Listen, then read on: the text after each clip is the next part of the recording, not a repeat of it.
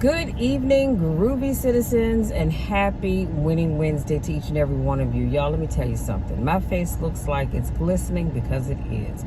It is so humid right now. It's 89 degrees, and it is so humid that my face looks like this just from coming out the door, locking my front door. Phone book update failed. Thank you. Getting in the car and getting my tripod set up. Okay, so you hear the fan blowing. That's because I have my AC running, because we need to dry all of this up, okay, and dry it up quick, because like I said, it is some kind of humid outside. So listen, today has been a great day for me. I hope it has been a great day for you as well. Went to the gym, so if y'all don't believe me, look at this. Bam, here's my little notebook. Everything in red is what I did at the gym. Everything in blue is what I prepared to, because I like to prepare before I go to the gym. I don't like to just show up and then figure out what am I going to do. So got my workout in. Today is day 8 of no meat. And can I just tell you all, I have my moments where I'm like, oh God, somebody's eating some chicken or usually chicken is what drives me, and it's like, oh my God, I would love to have a drumstick from Popeyes right about now, but I'm sticking to what I said I was going to do, and it actually feels good. I won't lie and say that I'm not hungry sometimes, but that just means I have to have not necessarily several smaller snacks, but make my snacks a little bit bigger, so it's not a full meal, but you know, give it a little more substance, that's all. So I am going to jump. Oh, and I have been, this is my second bottle of water, you guys. So I am getting my water in, and I had a slightly sweet tea earlier, so I am getting my water in. Okay, now I'm going to get into this video because I have a Circle of Champions class in 30 minutes, so I need to get this video done, get my laptop set up, get my lighting together, all that good stuff. So I can't hang out with y'all like I really would like to. However, I promise I'll make up for it on Friday. Okay, now today's topic, I'm going to be talking about Stoic advice for better days. Come on now, Stoic advice for better days. And I have 7 of them to share with you, and then I will bid you good day. Number 1, life doesn't pause for anyone. Rise each day and persevere. So in essence, life does not stop for anyone. Do you ever stop and think about, if you wake up and you're not having let me say this, whether you wake up and you're having a good day, a bad day, or, you know, kind of in between day, life doesn't stop just because your day is not going the way you wanted it to. Life doesn't stop because you lost your job or you didn't get the job you wanted. Life doesn't stop because that relationship ended or it never began. Life doesn't stop just because you have money in your pocket or you don't have money in your pocket. You get where I'm going with this, right? Life keeps going. So I want to leave with you this one little simple thought. No matter what life throws your way, take a deep breath and say, Lord, I know you're going to handle it. Let it go and go on with the rest of your life, or the rest of your day, I should say, because life is not going to stop. So you need to get up every day and make that day the best day possible. If you've been around me long enough, you know I say to myself, Michelle, today is going to be an amazing day no matter what.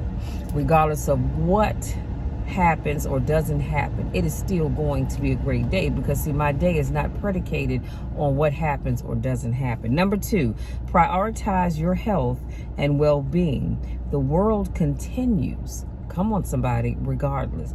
That is so powerful. I could not wait to share that one with you. Actually, because I went to the gym. But you have to prioritize your health and well-being, because the world is going to continue without you. Do you know there are some people, and I can raise my hand because I used to be that person, that was just so busy with work and church and other activities that sometimes I didn't make time for Michelle. That means I didn't go to the gym. I didn't take time to eat right. It's not that I couldn't. I didn't make the time, because remember I told you all before, we have to stop telling ourselves that lie. I'm too old and too grown to be calling it a fib. It's a lie that you tell yourself that I didn't get a chance to go to the gym. No, you didn't make time. Just like you pull out your planner, I'm a happy planner girl myself, but whatever you use, you pull out your planner and you map out all of your meetings for the day, your doctor's appointments, dentist appointments. If you have somebody coming by to look at the roof or the plumbing or whatever the case may be, you put all those things on your meeting. Yeah, I said meetings, but you put all those things on your calendar. So why not schedule some time on your calendar for you? I don't know about you all, but I do for me. I put it down on my calendar the days that I'm going to the gym. Sometimes I write down what I'm going to work on. Sometimes I don't. Just depends on how I feel. But I note that I am going to go to the gym. Now, I kind of give myself a time frame because it just really depends on whether or not I can get away from work at 3 o'clock versus 4 o'clock versus 5 o'clock. But you best believe this is the girl right here. I'm going to get into the gym. As I just showed you all, and this is my fitness notebook. I write down everything I do when I go to the gym. No matter how much or how little, I'm going to write it down. Why? Because I'm making time for me. And here's the thing that I've always heard, even growing up. If you don't take care of yourself and you get sick, watch and see if that job doesn't go on without you. That's just like you have a coworker that maybe have had a heart attack or a stroke or whatever the case may be, and they have to be out for 6 months to a year. Does the job stop? It doesn't. The job continues to go. The work has to get done, whether that coworker comes back or not, whether that coworker is there or not, whether they're sick or they're well, doesn't matter. The work has to get done. So you might as well take the time, or make the time for your health and well-being. Stop putting everybody else's health and well-being before yours. Take care of yourself. Start scheduling it in. Number 3, build your own life, or someone else will shape it for you. I don't know about you, but I don't want anybody else shaping my life for me. I want to shape my own life.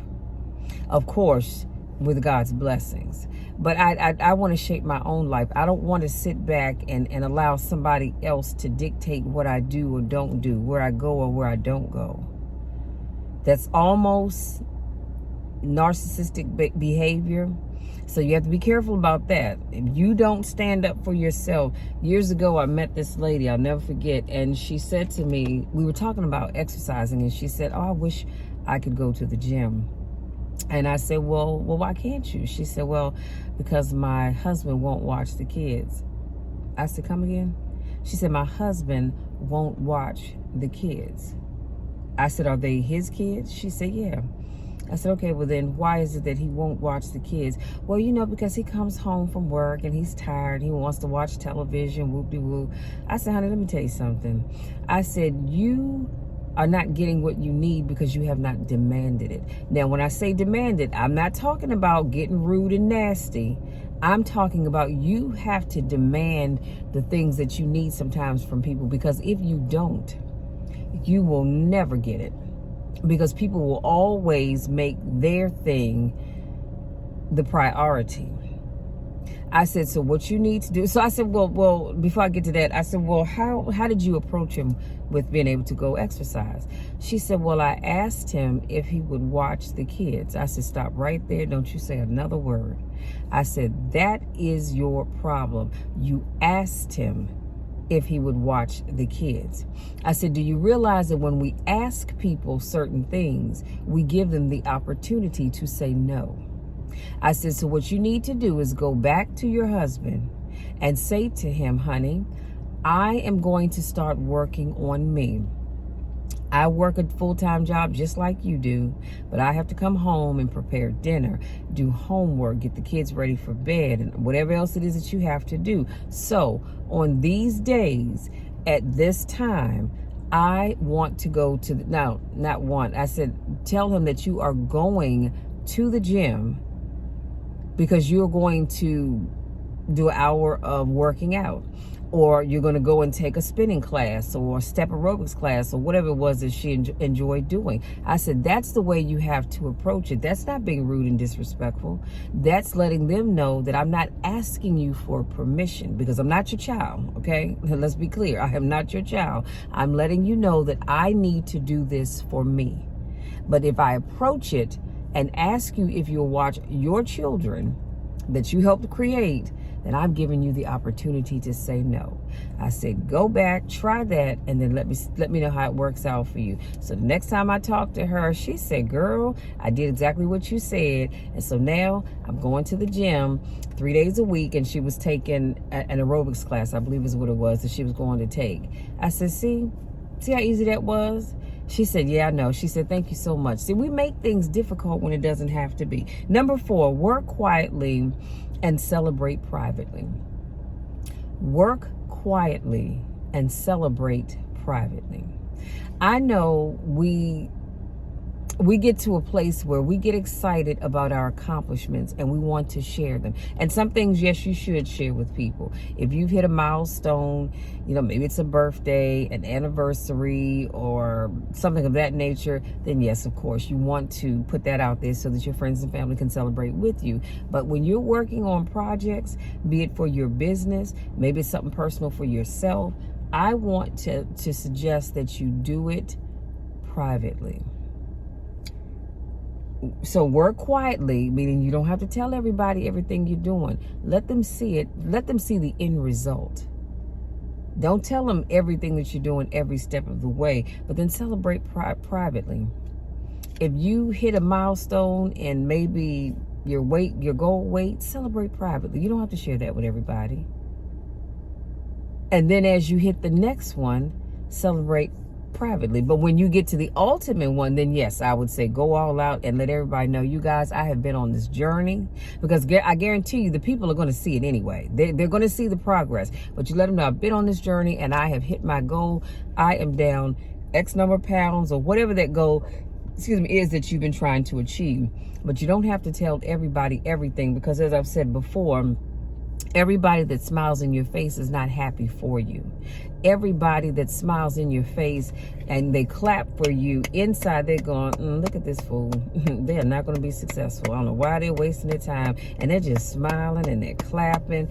And inside they're having that conversation where they're bringing you down and wishing your demise. So that's why it's best to work quietly, celebrate privately. Number 5, don't dwell on regrets.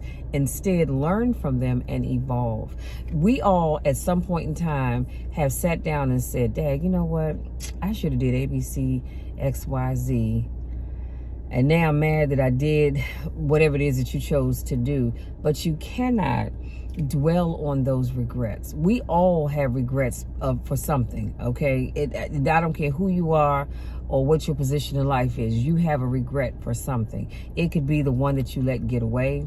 It could be a job that you took instead of another one, and then now you're regretting that you didn't take job A because job B is not all that you thought it was going to be. We all have regrets, but what is the point of sitting there beating yourself up about not making another choice?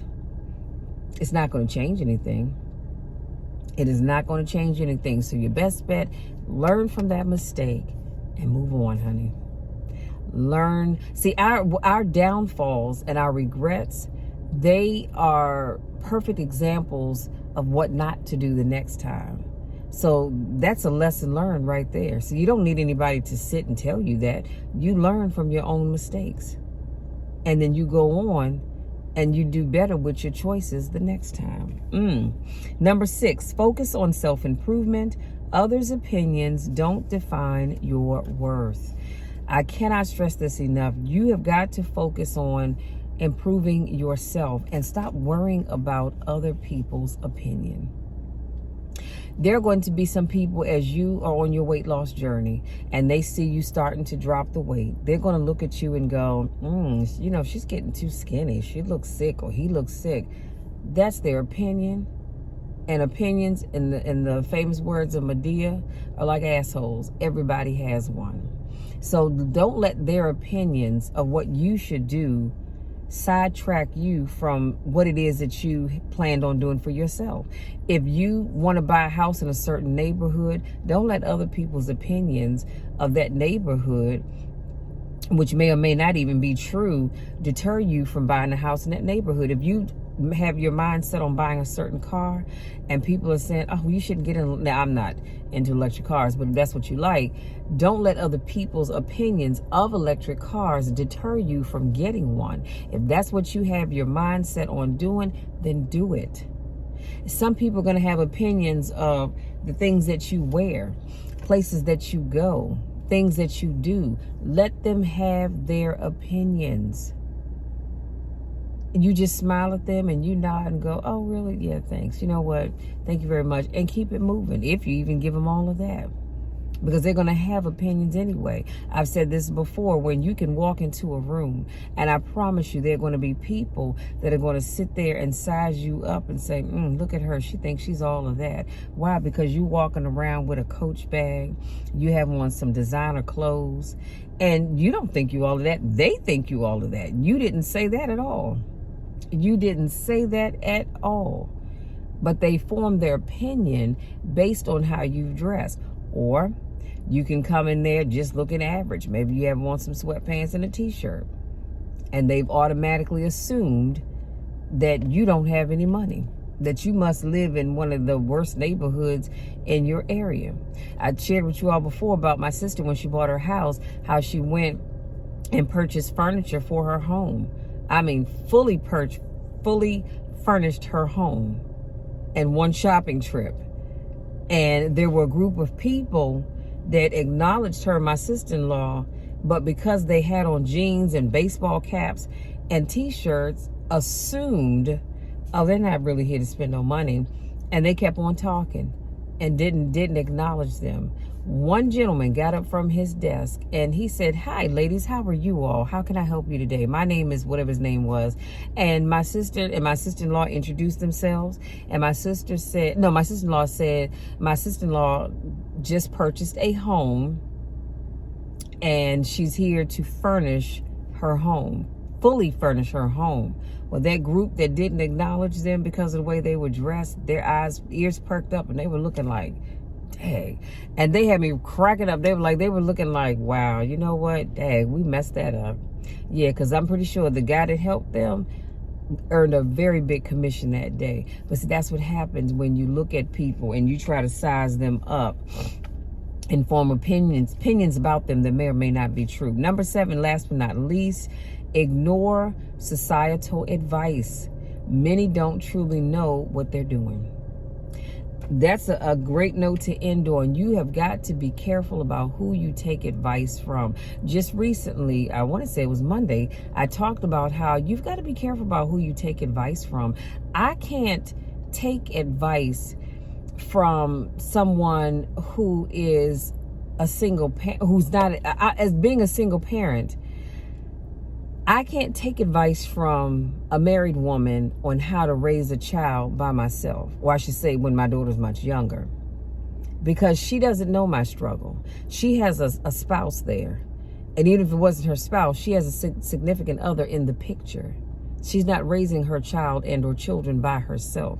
But as a single parent, I can take advice from someone who's been through what I've been through or who's going through what I'm going through. Why? Because they understand my need and where I'm coming from.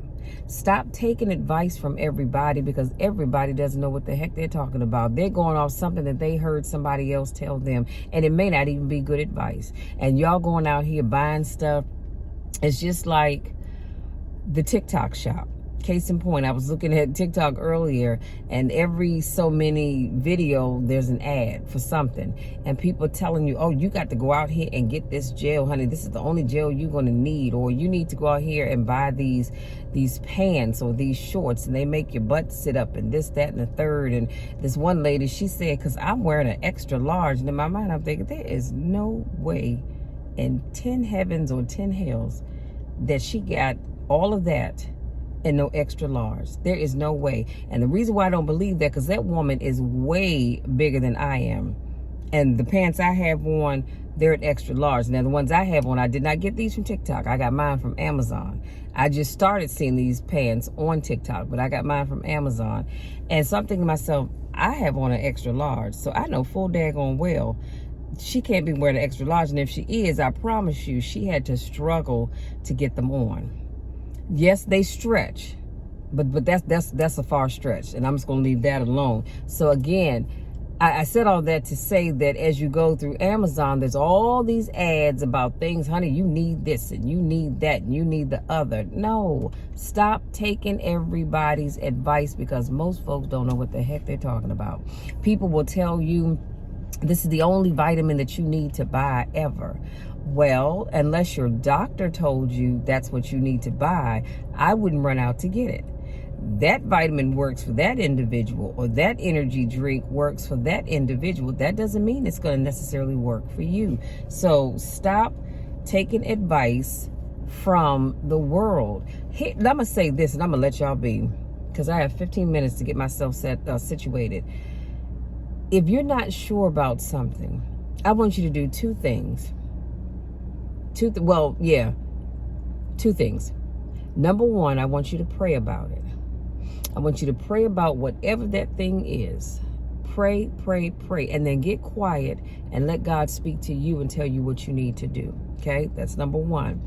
And then secondly, do your own research. Talk to people that know, that are specialists in the area that you're looking for. Stop going to Instagram and TikTok and Facebook and Twitter, now known as X or whatever it's called, looking for advice. Go to the source. Because if you sit back and you keep taking advice from society, y'all gonna end up making some huge mistakes, and some of them you won't be able to get out of, okay? So I'm gonna leave you on that note. Having said that, hopefully something I said resonates with you and helps you to have better days. And this is just a short list, because I'm pretty sure there's so many other things that you can do to have better days.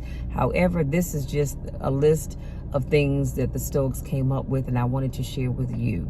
If you're new to watching my videos, I want to say welcome. Thank you so much for giving me just a little bit of your time to speak life into you, to encourage you, because this is what I do. Come on back on Friday. I do car conversations every Monday, Wednesday, Friday, and Saturday. So come back on Friday for another motivational topic. If this is not your first rodeo, I want to say welcome back. You know, I miss you when I don't get a chance to see you. Go out there, you guys. Enjoy the rest of this wonderful evening. If you're here in the DMV area, like I said, it's very humid. It's 89 degrees. But if you are going out, have fun. No matter what you do or where you go, have fun. But please be careful. Please be very, very careful of your surroundings, the people that even the people that you go with, especially if you don't even know them that well. And for God's sake, don't take anybody home that you didn't bring with you, okay? Go out there, because I want you all to enjoy yourself, but I want you to have fun and be careful doing it, okay? I love you all to the moon and back. You know the drill, and you definitely know the spiel. There is nothing, and I mean absolutely nothing, that you can ever do about it, because nothing is going to change my love for each and every one of you. And I don't take that lightly. I say that from the heart, because I truly love each and every one of you. Many of you I've never met. Most of you I'll never meet anyway. But I still love you. And I want nothing but the best for you, because guess what? The best is yet to come for you, and the best is yet to come for me. Love you much. We'll talk again on Friday.